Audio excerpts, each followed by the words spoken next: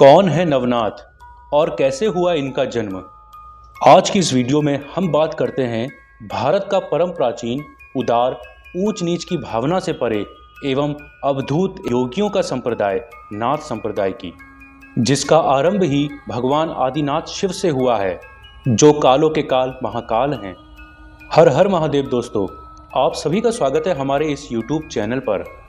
कहा जाता है कि नाथ संप्रदाय को वर्तमान रूप देने वाले योगाचार्य बालजीत शिव गुरु गोरखनाथ जी हैं, जो भगवान शिव के ही अवतार हैं। महानरव तंत्र, स्कंद पुराण, नारद पुराण तथा भविष्य पुराण में इनके प्रादुर्भाव और विलय के विषय में अनेकों प्रमाण मिलते हैं। पद्म, स्कंद एवं शिव ब्रह्मांड आदि पुराण में, तंत्र, महापर्व आदि तांत्रिक ग्रंथ में, ब्रह्मदानायक आदि उपनिषदों में तथा दूसरे प्राचीन ग्रंथ रत्नों में गुरु गोरखनाथ जी की कथाएं बड़े सुचारू रूप से मिलती हैं। श्री नाथ जी गुरु गोरखनाथ जी ने चारों युगों में चार भिन्न भिन्न क्षेत्रों में प्रकट होकर योग मार्ग का प्रचार किया और सामान्य मनुष्य, चक्रवर्ती सम्राटों और साथ ही अनेक दैवीय अवतारों को भी उपदेशित किया। कहा जाता है कि सतयुग में पंजाब के पेशावर में, त्रेता युग में गोरखपुर में, द्वापर युग में द्वारिका के आगे हरुभुज में और काली काल में कठियावाड़ की गोरखमणि में इनका प्रादुर्भाव हुआ। गुरु गोरखनाथ जी वर्ण आश्रम धर्म व रीति रिवाजों से परे अवधूत योगाचार्य सिद्ध हुए, जिन्होंने हठ योग की योग क्रियाओं द्वारा मानव शरीरस्थ महाशक्तियों का विकास करने हेतु संसार को उपदेश दिया और हठ योग की प्रक्रियाओं का प्रचार किया और भयानक रोगों से बचने हेतु जन समाज को एक बहुत बड़ा साधन योग प्रदान किया। दोस्तों, गुरु गोरखनाथ जी ने योग संबंधी अनेकों ग्रंथ संस्कृत, शाबर व हिंदी भाषा में लिखे, जिनमें बहुत से प्रकाशित हो चुके हैं। गुरु गोरखनाथ जी ने शिक्षा एवं चमत्कारों से प्रभावित अनेकों बड़े बड़े राजा इनसे दीक्षित हुए। उन्होंने अपने अतुल वैभव को त्याग कर ब्रह्मानंद प्राप्त किया तथा जन कल्याण में अग्रसर हुए। इन राजश्रियों ने बड़े बड़े कार्य किए। गुरु गोरखनाथ जी नाथ संप्रदाय में गुरु शिष्य परंपरा मर्यादा की रक्षा के हेतु अपने गुरु मच्छिंद्र नाथ जी के साथ, जो दोनों में शंका समाधान के रूप में संवाद चलता रहा, उसे बाद में जन हितार्थ के लिए अपने अन्य शिष्यों के साथ भी साझा किया, जो मौखिक रूप में आज भी विद्यमान है। अब हम बात करते हैं नाथ संप्रदाय के प्रचलित नवनाथों की और कैसे हर भगवान ने नाथ संप्रदाय से दीक्षा ली। कहा जाता है कि भगवान शिव आदिनाथ को गुरु बनाकर कई भगवानों ने अपने योग बल की तीव्रता को बढ़ाने के लिए नाथ संप्रदाय से दीक्षा ली, जिनके नाम इस प्रकार हैं। पहला है शिव स्वरूप में योगी आदिनाथ विराजमान है। दूसरा है पार्वती मास के स्वरूप में योगिनी योदयनाथ जी हैं। तीसरा है ब्रह्मा जी के स्वरूप में योगी सत्यनाथ जी हैं। चौथा है विष्णु भगवान के रूप में योगी संतोषनाथ जी हैं। पांचवा है शेषनाग भगवान के रूप में योगी अचल अचंबे नाथ जी हैं। छठा है भगवान गणेश के स्वरूप में गज कंठन नाथ जी हैं। सातवां है चंद्रमा देव के स्वरूप में योगी चौरंगी नाथ जी हैं। आठवां है माया के स्वरूप में दादा गुरु मच्छिंद्र नाथ जी हैं।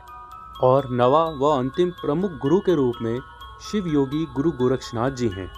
दोस्तों, हमने पिछली वीडियो में नाथ संप्रदाय के 12 पंथों के बारे में संक्षिप्त विवरण बताया था और आज की इस वीडियो में हम आपको उन 12 पंथों के स्थान और प्रदेश के बारे में बताते हैं और साथ ही उनके जन्म की, जहां से उनका प्रवर्त हुआ, उसके बारे में बताते हैं। पहला है सत्यनाथ पंथ, जिसके प्रवर्तक ब्रह्मा जी हैं। इसका स्थान पाताल भुवनेश्वर उत्तराखंड में है। दूसरा है रामनाथी पंथ, इसके प्रवर्तक परशुराम जी हैं। इसका स्थान धनौरी गद्दी नौहर चौक में स्थित है, जो कि हरियाणा नेपाल में है। तीसरा है पाकल या पागल पंथी, इसका उत्तराद प्रवर्तक पाकल नाथ जी हैं। इसका स्थान रोहतास पुराना अस्तर बोहर में है, जो कि पेशावर हरियाणा में स्थित है। चौथा है पाव पंथ, पावक पंथ, इसका प्रवर्तक जालंधर नाथ जी हैं, जो जलौर में प्रदेश राजस्थान में स्थित है।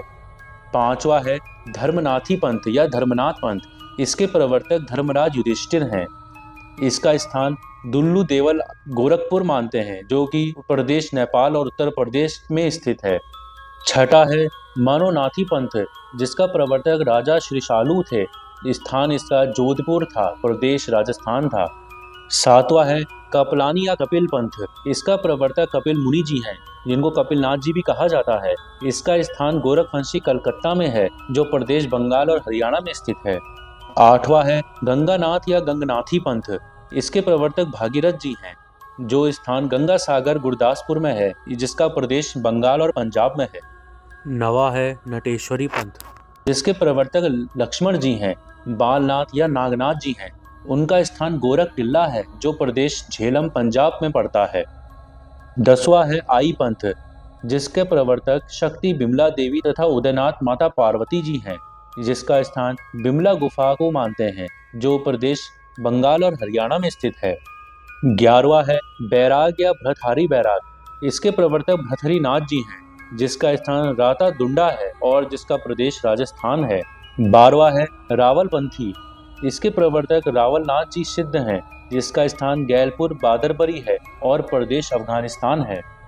दोस्तों, गुरु गोरक्षनाथ जी का नाम नेपाल प्रांत में बहुत बड़ा रहा था और अब तक भी नेपाल का राजा इनको राजगुरु के रूप में मानते हैं और वहां पर इनके बड़े बड़े प्रतिष्ठित आश्रम भी हैं। यहाँ तक कि नेपाल की राजकीय मुद्रा सिक्के पर गुरु गोरक्षनाथ जी का नाम है और वहाँ के निवासी खुद को गोरखा भी कहते हैं। काबुल, गंधार, सिंध, बलूचिस्तान, कच्छ और अन्य देशों तथा प्रांतों में यहाँ तक कि मक्का मदीने तक गुरु गोरक्षनाथ जी ने दीक्षा दी थी और ऊंचा मान पाया था। इस संप्रदाय में कई भांति के गुरु होते हैं तथा चोटी गुरु, चीरा गुरु, उपदेशी गुरु, भस्मी गुरु, लंगोट गुरु आदि। गुरु गोरक्षनाथ जी ने कर्ण छेदन या चीरा चढ़ाने की प्रथा प्रचलित की थी। यह एक यौगिक क्रिया के साथ दिव्य साधना रूप परीक्षा भी है। कान चिराने को तत्पर होना कष्ट सहने की शक्ति, दृढ़ता और वैराग्य का बल प्रकट करता है। गुरु गोरक्षनाथ जी ने यह प्रथा प्रचलित करके अपने अनुयायियों शिष्यों के लिए एक कठोर नियत परीक्षा तय करी थी। कान फड़ाने के पश्चात मनुष्य बहुत से सांसारिक झंझटों से संभवतः या लज्जा से बचता है। चिरकाल तक परीक्षा करके ही कान फाड़े जाते थे और अब भी ऐसा ही होता है। बिना कान फटे साधु को औघड़ कहते हैं और इसका आधा मान होता है। दोस्तों, नाथ संप्रदाय में सिद्धों का धुना आदि अनादि काल से चला आ रहा है और यह उनकी विशेष परंपरा रही है। विशेषतः नाथ सिद्ध योगेश्वर धुना को सर्वथा प्रधान मानते हैं। त्यागी, तपस्वी, सिद्ध, महासिद्ध इत्यादि योगेश्वर स्थान मकान में तथा रमत में और जंगलों में धुना को चेतन करा के अपनी साधना को युग युग से सिद्ध करते आए हैं। धुना तथा धुना की भभूत संकट, भूत प्रेत तथा काम, क्रोध, मद, मत्सर, मोह इन सभी को भस्म करती है, ऐसा महात्माओं का विश्वास है। काया भस्मी स्नान से शरीर का सुरक्षा कवच बनता है। कहते हैं कि अग्नि जंगलों में सुरक्षा हेतु भी उपयोग होती है। जंगली प्राणी अग्नि से दूर रहते हैं, वातावरण के जीव जंतु दूर रहते हैं, अर्थात साधु संतों के लिए यह रक्षपाल तथा शस्त्र देवता ही प्रमाणित होते हैं। हम आशा करते हैं कि आपको हमारी यह वीडियो अच्छी लगी होगी। अच्छी लगी हो तो लाइक अवश्य करिएगा, कमेंट में गुरु का जयकारा अवश्य लगाइएगा। जय गुरु गोरखनाथ जी की।